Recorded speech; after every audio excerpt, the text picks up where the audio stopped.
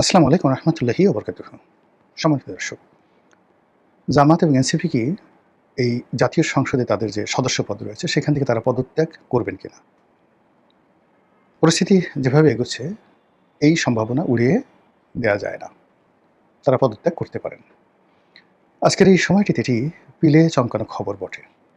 আর যদি তারা পদত্যাগ করেন, কোনো অবস্থাতে বিএনপি সরকার ক্ষমতায় থাকতে পারবে না। They have to live. এবং এই বিষয়টা জামাত এনসিপি খুব ভালো করে জানে। খুব ভালো করে জানে এবং এরকম একটা পরিস্থিতি যখন তৈরি হয়ে যাবে, ঠিক সেই সময়টাতে যে তাদের দেশি যে শক্তিগুলো, বন্ধুগুলো রয়েছে, যারা জুলাই আগস্ট বিপ্লব ঘটানোর জন্য গত ৩-৪ বছর ধরে মূলত জামাত এবং এনসিপি, ডক্টর মোহাম্মদ ইউনূস এই শক্তিটিকে যেভাবে এম্পাওয়ার্ড করেছে, তারা কিন্তু বিএনপিকে এম্পাওয়ার্ড করেনি। তারা জামাতকে এম্পাওয়ার্ড করেছে। এই শক্তিগুলো সিমেন্টেড হয়ে আবার রাজপথে চলে আসবে। এখন প্রশ্ন হলো যে জামাত এবং এনসিপি তারা কেন পদত্যাগ করতে যাবে? আমরা যারা সাধারণ চিন্তা করি বা যাদের কাছে মনে হয় যে এমপি হওয়া মানেই তো প্রতি মাসে একটা মাসোহারা পাওয়া, প্রায় লাখ ২-১ টাকা বেতন ভাতা সুযোগ সুবিধা পাওয়া, নির্বাচনী এলাকায় মাতব্বরি করা, আর নির্বাচনী এলাকায় মাতব্বরির বাইরে সরকারি বরাদ্দ রয়েছে, টিআর রয়েছে, কাবিখা রয়েছে, এগুলো তো আছেই। এরপরে সংসদে গিয়ে সরকারের সাথে সেই দহরম মহরম সম্পর্ক, রাষ্ট্র ক্ষমতার ভাগিদার হওয়া, এগুলো দৃশ্যমান। কিন্তু সবাই তো আর কেবল লোভী মানুষ নয়। আর সবাই যাকে বলা হয় যে একটা পদ পদবীর জন্য তাদের জীবন বিসর্জন করতে চায় না। আর যে কোনো জিনিস পাওয়ার আগে এক ধরনের কামনা থাকে, বাসনা থাকে, লোভ থাকে, লালসা থাকে। কিন্তু মানুষ যখন পেয়ে যায়, কোনো একটা বিষয় পেয়ে যায়, তখন ওটার সে অ্যাবসলিউট মালিকানা, ওটার সৌন্দর্য সে এককভাবে ভোগ করতে চায় এবং ওটার একটা লিবার্টি সে চায়। সেটা রাষ্ট্রপতি হোক, প্রধানমন্ত্রী হোক, এমপি হোক, ব্যবসা হোক, বাণিজ্য হোক, যে কোনো সম্পর্ক হোক, বিয়ে হোক, শাদী হোক, মানে এখানে আসলে অংশীদারিত্ব কোনো অবস্থাতেই মানুষ পছন্দ করে না। তো সেক্ষেত্রে ধরেন বিএনপি সরকার গঠন করেছে, সেটা একটা। জামাত বিরোধী দল দ্বিতীয় একটা। এখন এই বিরোধী দল হিসেবে তার যে ট্রেডিশনাল স্বাভাবিক যে ক্ষমতা থাকা দরকার, সেই ক্ষমতাটা সে চাইতে পারে। আর জুলাই আগস্টের মূল উদ্যোক্তা রূপে আন্দোলনের মাস্টারমাইন্ড এবং শক্তি বা ফোর্স হিসেবে, ইনভেস্টর হিসেবে, তারপরে মাঠে ময়দানের ডাইরেক্ট সোলজার হিসেবে এনসিপি এবং জামাত এখানে কিছুটা প্রিভিলেজ তারা পেতে পারে, চাইতে পারে। বা বিএনপির সঙ্গে নির্বাচন পূর্ব সময় তাদের যে সমঝোতাগুলো হয়েছে, সেই সমঝোতাগুলো তারা মানে বাস্তবায়ন করার জন্য বিএনপিকে চাপ প্রয়োগ করবে, বিএনপির কাছে সেটা আশা করবে। এটাই স্বাভাবিক। কিন্তু বিএনপি ক্ষমতায় আসার পরে গত ৪ মাসে বা ৫ মাসে শুধু আনাকুম জানাকুম, মানে এখানে লোক দেখানো, তারপরে সার্কাস্টিক, ম্যাজিক্যাল মানে জাদুকরি, এই বিষয়গুলো বেশি হয়েছে। জামাতের সভাপতির বাসায় প্রধানমন্ত্রী গেছেন, নাহিদ ইসলামের বাসায় প্রধানমন্ত্রী গেছেন। এটা দেখতে অনেক সুন্দর, মানুষ বাহবা দিয়েছে। কিন্তু নাহিদ ইসলাম এবং জামাতের আমির জানেন যে তারা প্রতিদিন, প্রতি মুহূর্তে কীভাবে বেইজ্জতি হচ্ছেন। উপরে উপরে আপনার মলম লাগিয়ে দিচ্ছে, পিছন দিক থেকে আপনাকে আচ্ছা মতো চাকু মেরে দিচ্ছে। এরকম ঘটনা অহরহ ঘটছে। প্রধানমন্ত্রী তিনি আগে দেখা হলে আগে জামাতের সভাপতিকে সালাম দিচ্ছেন, কিন্তু প্রধানমন্ত্রীর যারা জুতো টানেন তারা বলছেন ওটার নাম সুম্মা শফিক, শালাকে ধরো, শালা একটা ভণ্ড, এরকম কথাবার্তা। তখন এটা আসলে মিলে না। প্রধানমন্ত্রী দেখা গেল যে নাহিদ ইসলামকে ওয়াজ তদবির করছে, আর দেখা গেল যে ছাত্রদলের, যুবদলের যারা নেতা রয়েছেন, যাদের সঙ্গে প্রধানমন্ত্রী ভালো সম্পর্ক, তারা অকথ্য ভাষায় নাহিদকে, নাহিদের বাপকে তুলে গালাগাল করছে, বাপমা তুলে গালাগাল করছে। ফলে এই জিনিসগুলো কন্ট্রাস্ট অ্যান্ড কন্ট্রাডিক্ট তৈরি করছে এবং এর ফলে মানসিকভাবে জামাত এবং এনসিপি ভেঙে পড়েছে। নাম্বার 1। নাম্বার 2 হলো তাদের মধ্যে একটা নিদারুণ আতঙ্ক তৈরি হয়েছে। ১ নম্বর আতঙ্ক হলো যে যদি কখনো গণেশ পরিবর্তন হয়, আওয়ামী লীগ, এখানে আমি একটা জিনিস বলে রাখি, যে যাই বলুক না কেন, আমি প্রথম দিন থেকে বলছি আগামী ২০ বছরের মধ্যে যে কোনো ফর্মে আওয়ামী লীগ ফিরে আসাটা এটি অসম্ভব একটা বিষয়। শেখ হাসিনা আসতে চাচ্ছেন, তিনি আসবেন বা আসতে পারেন, ওই পর্যন্তই আসবেন।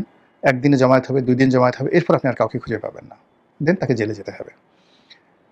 এর আগে ধরেন শেখ হাসিনা যেভাবে জনপ্রিয়, খালেদা জিয়া তেমন জনপ্রিয় ছিল, তাকে যেদিন জেলে নেওয়া হলো, কি হয়েছে বলেন? গোলাম আজম সাহেবকে জেলে নেওয়া হয়েছে, কি হয়েছে? সাইদি সাহেবকে জেলে সে পচে গলে মরে গেছে, তার লাশটা ঠিকমতো দাফন করতে দেওয়া হয়নি, তার কবরের সামনে গিয়ে গিয়ে মানে কেউ গিয়ে সেই কবর জিয়ারত করবে সেই সুযোগটা দেওয়া হয়নি। সালাউদ্দিন কাদের চৌধুরীর কবর তছনছ করে দেওয়া হয়েছে, গিয়ে কী করতে পেরেছে? কিচ্ছু হয়নি। এগুলো রাষ্ট্র ক্ষমতা একটা বিরাট ব্যাপার।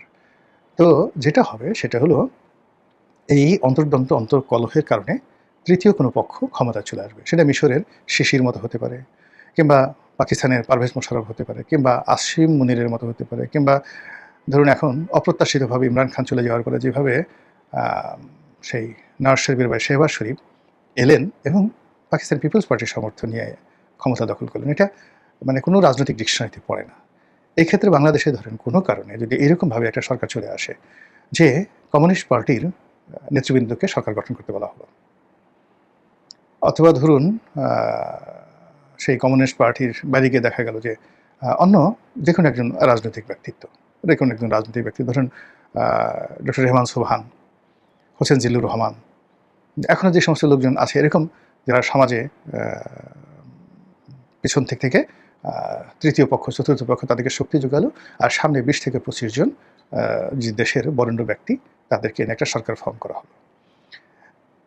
এই যে একটা পরিবর্তন হয়ে যাবে বা হয়ে যেতে পারে যদি এই জামাত এনসিপি পার্লামেন্ট থেকে পদত্যাগ করে, অথবা জামাত এনসিপির সঙ্গে বিএনপির সম্পর্কটা চরম আকার ধারণ করে, তখন এরকম একটা ঘটনা ঘটবে। সেখানে আওয়ামী লীগের লোক মাঠে শক্তিমত্তা দেখাবে, তারা মানে এখানে মানে গুটির চাল চালবে, যত রকম অনার সৃষ্টি তৈরি করবে, কিন্তু মূলধারা রাজনীতিতে তাদেরকে ফিরে আসতে আরও বহু বছর অপেক্ষা করতে হবে।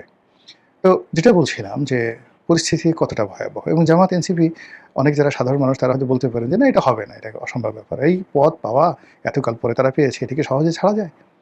কিন্তু বোঝার চেষ্টা করুন, জামাত 1986 সনে যখন এরশাদের পার্লামেন্টে তাদের সদস্য সংখ্যা ছিল সম্ভবত 10 জন, এই 10 জন এমপি তারা পেয়েছিল কত বছর পরে? বহু বছর পরে। তারা 1971 সনের যে অন্তর্বর্তীকালীন সরকার ছিল, মিলিটারি সরকার ছিল, সেই সরকারে তাদের 2 জন মন্ত্রী ছিল। তাহলে সেক্ষেত্রে 1971 সনে তারা রাষ্ট্র ক্ষমতায় ছিল। মানে যেভাবে তারা ডক্টর ইউনূসের জামানাতে রাষ্ট্রীয় ক্ষমতায় ছিল, তেমনি 71-এ কিন্তু রাষ্ট্র ক্ষমতা ছিল। তাহলে 71-এ মুক্তিযুদ্ধের পরাজয়ের 17 বছর পরে বা 16 বছর পরে তারা আবার সংসদে এলো, 10টা সিট পেল। কিন্তু এরশাদ সাহেব তাদের সঙ্গে কথা রাখলেন না, ফলে বিএনপি ওখানে আগেই যায় না নির্বাচনে, তখন আওয়ামী লীগ এবং জামাত সেই পার্লামেন্ট থেকে পদত্যাগ করল। এরপর এরশাদ একটা গৃহপালিত বিরোধী দল বানিয়ে আসম আব্দুর রফের মাধ্যমে সেই 86-র নির্বাচনের পরে, যেটা 88 নির্বাচন, 6th পার্লামেন্ট ইলেকশন করলো, আর ওরা পদত্যাগ করলো 5th পার্লামেন্টে বোধ হয়। এই গেল 86 সনে। আবার ধরুন সেই 91-এর পার্লামেন্টে, 1991-এর পার্লামেন্টে তারা আবার পদত্যাগ করলো।